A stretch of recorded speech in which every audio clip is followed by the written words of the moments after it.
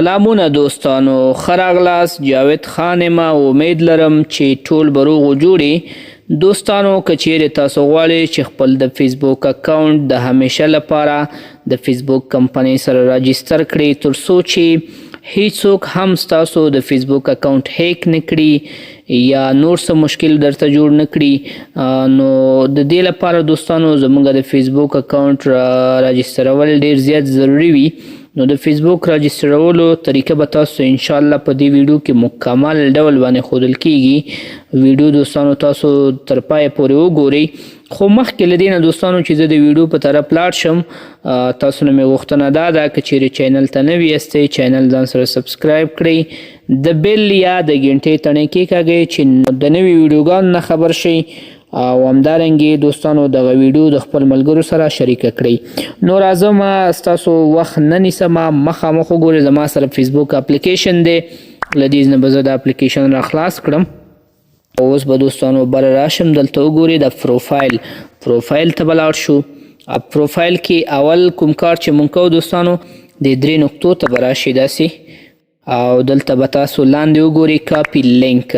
دا لینک به را کاپي کړئ دوستانو، او دا به ځان سره تاسو په نوټ کې وساتئ. دا به زه دلته داسې پیسټ کړم.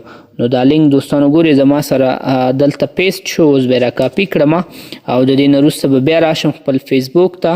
بره په دې کونج کې دا 3 خطه چې دي دې برخې ته به تاسو داسې راشئ، دا به را خلاص کړئ، او بیا به لاندې راشئ دوستانو. اول به هیلپ سپورټ باندې کلیک وکړئ، او بیا به راشئ هیلپ سپورټ سنټر ته به ورشئ. اوس دلته وګورئ د سرچ ته به راشئ، او په سرچ کې به تاسو ورته ولیکئ بلو BLUE، او دلته وګورئ بلو بجټ ویریفیکیشن، دې باندې به داسې کلیک وکړئ. او دلته دغه اول نمبر کویشن یا سوال چې راغلی دا به را خلاص کړئ.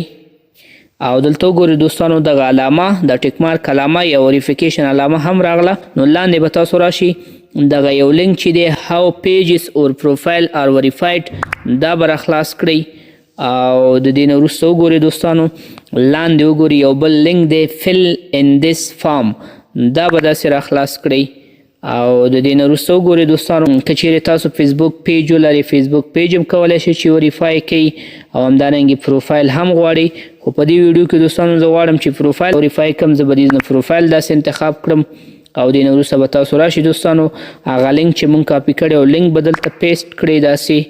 او د دې نه وروسته دوستانو تاسو یو سند ته ضرورت لرئ چې یا باید تاسو سره ډرایوینګ لیسنس وي، یا باید تذکره یا ID کارت وي، یا پاسپورټ وي. نو زه دوستانو غواړم خپل فیسبوک په تذکره باندې راجستر کړم. نو لاندې به راشم دوستانو دې نه به نیشنل آیډنټیفیکیشن کارډ واخلم داسې. اوس دلته وګورئ دوستانو چوز فایلز، د دې ځینې به تاسو خپله تذکره ورته اپلوډ کړئ. نو داسې به دې باندې کلیک وکړئ، او د دې نه وروسته به تذکره انتخاب کړئ داسې. او لاندې به راشئ دوستانو. اوس تاسو نه پوښتنه کوي چې دلته تاسو کوم ډول پوسټونه کوئ. نو که چیرې تاسو دا راخلاص کې مختلف کټګریز دلته شته دي، نو زه صرف همدغه اول ډول انتخابوم نیوز اینډ میډیا. او لاندې به راشئ کانټري، خپل مملکت یا هیواد به ورته انتخاب کړئ. لکه زه ورته انتخابوم افغانستان. د دې نه لاندې دا لینکونه دي، لینک ضروري دوستانو دلته به تاسو خپل لینکونه ور واچوئ. دا لینک مې دلته واچو دوستانو، او نور لینکونه ما تیار خپل دلته په نوټ کې راخستی دي. تاسو به هم که چیرې ټیک ټاک لرئ، انسټاګرام لرئ، د هغو لینکونه به را کاپي کړئ. دوستانو زه به دا لینکونه دلته زر زر را کاپي کړم. دوستانو وګورئ دا لینکونه زما دلته ټول را کاپي شو. او اوس لاندې وګورئ سینډ لیکلی دي، سینډ بټن باندې به کلیک وکړئ، او دا فارم به سینډ شي. د سینډ نه وروسته دوستانو دا تقریبا 3 ورځې یا 4 ورځې وخت نیسي، او هغې نه وروسته به ستاسو ته میسیج هم راشي. دلته میسیج به دې برخې ته راشي. دلته دا کوم چې نوټیفیکیشنز دي تاسو ته به میسیج هم درکړي.